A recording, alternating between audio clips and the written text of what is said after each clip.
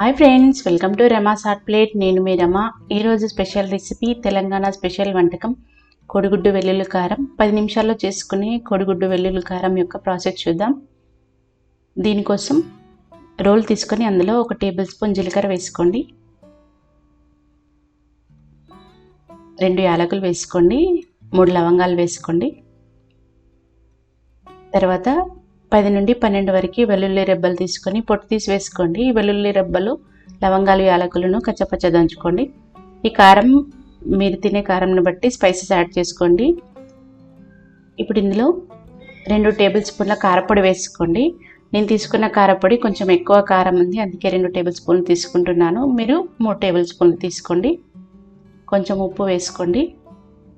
అలాగే కొంచెం వాటర్ పోసుకొని దీన్ని మళ్ళీ ఒకసారి దంచుకోండి. ఇదంతా కూడా మీరు మిక్సీలో కూడా చేసుకోవచ్చు, రోట్లో చేస్తే చాలా బాగుంటుంది. 2-3 నిమిషాలు కచ్చాపచ్చగా దంచుకోండి. ఇలా ఉండాలి వీడియోలో చూపించినట్లుగా. ఇప్పుడు స్టవ్ వెలిగించుకొని స్టవ్ మీద ఒక ప్యాన్ పెట్టుకొని అందులో 4 టేబుల్ స్పూన్ల నూనె వేసుకోండి. నూనె వేడిన తర్వాత 1/2 టీ స్పూన్ జీలకర్ర, 1/2 టీ స్పూన్ ఆవాలు వేసుకోండి, 1/2 టీ స్పూన్ మినపగుళ్ళు వేసుకోండి, 1 రెమ్మ కరివేపాకు వేసుకోండి. కరివేపాకు చిటిపటలాడేంత వరకు కలుపుకోండి.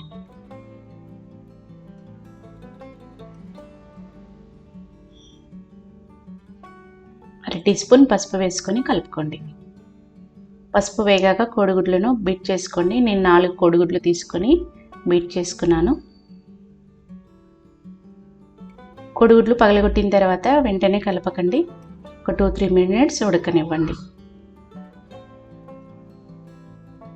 ఇలా 2-3 నిమిషాలు ఉడికిన తర్వాత స్పూన్తో మెల్లగా ఒక సైడ్కి కలుపుకోండి. ఇప్పుడు ఒక పక్కకి అన్న తర్వాత నూనెలో దంచిపెట్టుకున్న వెల్లుల్లి కారంను వేసుకొని పచ్చివాసన పోయేంత వరకు 2-3 నిమిషాలు కలుపుకోండి. వెల్లుల్లిపాయలు అలాగే కారం కూడా పచ్చివాసన వస్తుంది కదా, ఇలా నూనెలో వేయించుకుంటే పచ్చివాసన రాకుండా ఉంటుంది. 2 నిమిషాలు కలిపిన తర్వాత మొత్తం కోడిగుడ్డుతో ఇదంతా కూడా మిక్స్ చేసుకోండి.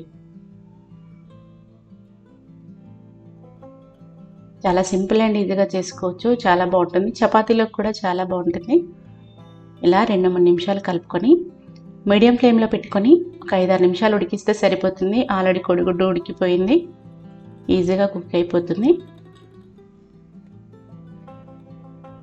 5 నిమిషాలు ఉడికిన తర్వాత తరిగిన కొత్తిమీర వేసుకోండి. మీరు కావాలనుకుంటే కొంచెం ధనియాల పొడి కూడా యాడ్ చేసుకోండి.